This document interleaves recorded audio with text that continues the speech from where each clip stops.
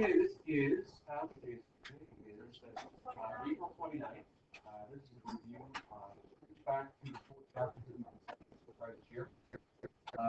First question. You want to correspondence? Do you want to use this as a review? You just want to practice correspondence? Try all 9 of these questions and fast forward to the answer. And you get your first question is an order of operations question involving both positive and negative fractions. According to Ben Math, we have to do a multiplication first. So I'm going to keep this as negative 1/2 plus whatever this ends up being. So if I take out this one 3/4 times negative 3 over 20. If we multiply by numerator, now that we have addition, there's 2 ways you can do it. You can consider the negative 1 and keep that, or you can just change all of your mixed fractions in proper. Works especially well when dealing with positive and negative. Your equivalent fraction, negative 3/2, negative 3/20. When you combine that with negative 3/20, your rule is to add your numerators, negative 33, your denominator, and then that's the final answer, negative 1.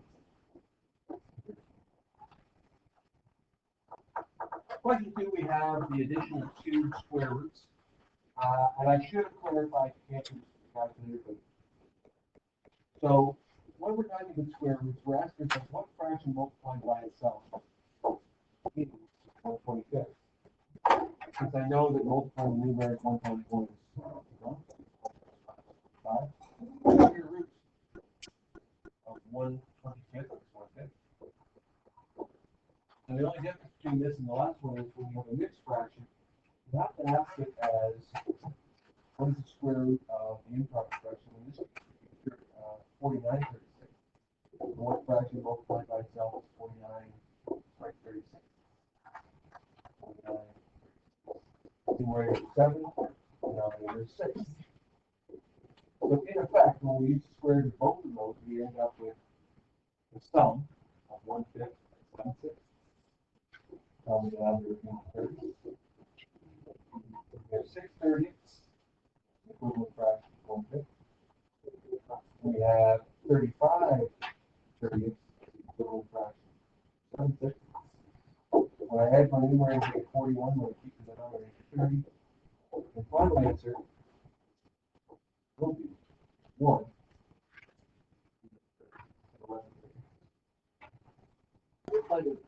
Your next question is also from the chapter on exponents. And it's the 4 squared plus in brackets and 3 squared plus in brackets the entire power of 3 squared.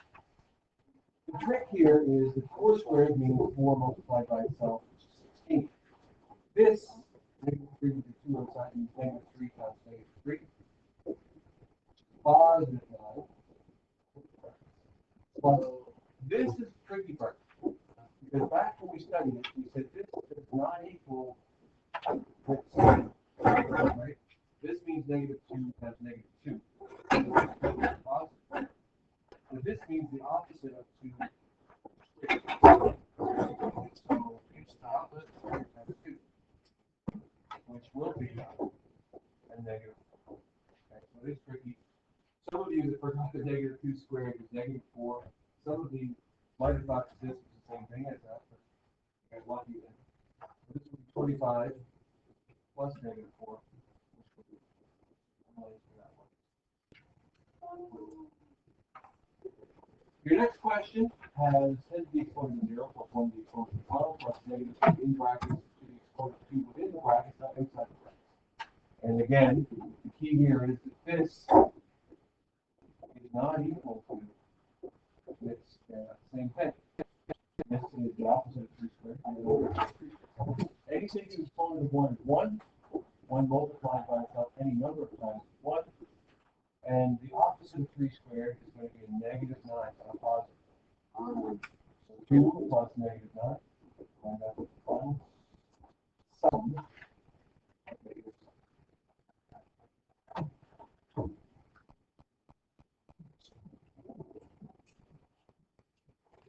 Our next question is the sum of 2 polynomials. The first one is a trinomial, and we're adding that to the second one, which is a binomial.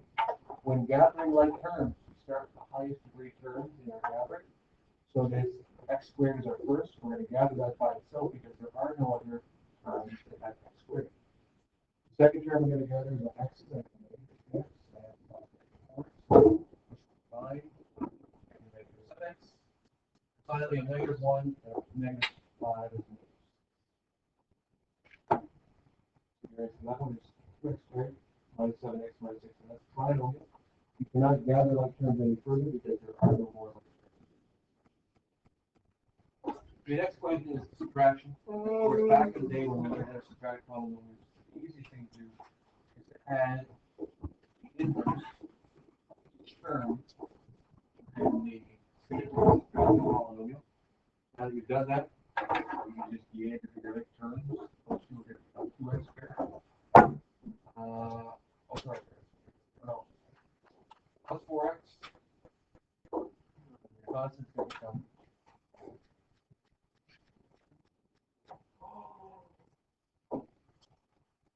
For your next question, we go to chapter 7, which is the division of polynomials. This one's really easy because it's trinomial divided by monomial. And what we learned is that when we divide it, it's kind of like distributive property of division as opposed to multiplication. Each term within the first polynomial must be divided by the second polynomial, which is negative 2. So in fact, you're taking 4x squared divided by 2. Negative x divided by 2. 10 divided by negative 2. 4x squared divided by 2, ignoring the negative sign, would be 2x squared. So when I consider that they're opposite signs in the division, 8x divided by 2 is 4x, and they're the same sign.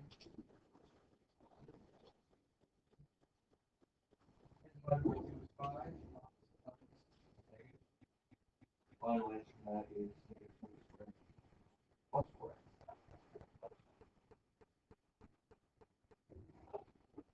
Your next question is the opposite of the previous question. This time it's the multiplication of a trinomial.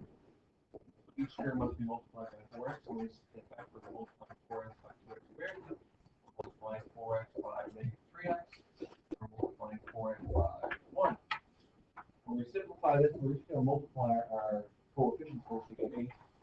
And if we think about it, we're actually rearranging 4 times 2, and then we have the x from 4x, and the x squared. Of course, since it's x squared, it's essentially x times x. So when we multiply that all in, we end up with 8x cubed. Here we're going to get 4 times negative 3 times x times x.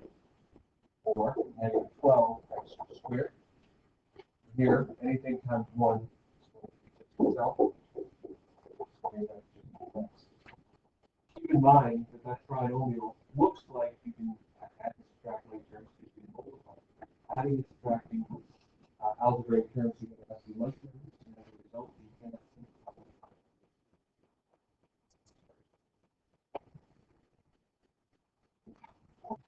Your next question is algebra, and this is probably the most complicated algebra question you can possibly get. The reason why I made it complicated is because you have a tensor model. So I'm looking at this, I'm thinking, oh my god, this is complex fractions. So right away I'm thinking to myself, I don't want to do this question with fractions. And I know that if I consider all of the denominators here, if I multiply by both sides by 4, I know that algebraically this is what it looks like as a scale. So I know it maintains balance. And each of these here has to be multiplied by 4. So I get x plus 1 over 2 multiplied by 4. I get x minus 4 over 4 multiplied by 4. And I get 3x multiplied by. So that's what I'm going to multiply everything by 4. When I multiply this term by 4, I know that I was told to multiply cross production. That's because now when I multiply my denominators, I end up with 1, which is non-existent. So I don't have to worry about my denominators, just my numerators. So a binomial multiplied by a monomial requires distributive property, you know, it's backwards. And 2x plus 2, that's cross reducing, end up just with plus x minus 4. I'll keep it in brackets because it's kind of perfect. Is equal to 3x multiplied by 4, which is 12. So once we've done that, we have to there's really easy chapter 5 questions, the addition of 2 binomials, gather like terms. It's going to become 3x minus 2 is equal to 12x. Variables on both sides, I'm going to remove it from the side that has the least amount, which is 3x. Everyone following so far? Yeah. Algebraic zero pair, leaving with negative 2 is equal to 9x. My final step, simply divide both sides by the coefficient. X equals negative 2/9, or negative 0.2. Think, if I served you correctly, maybe the denominator is 9,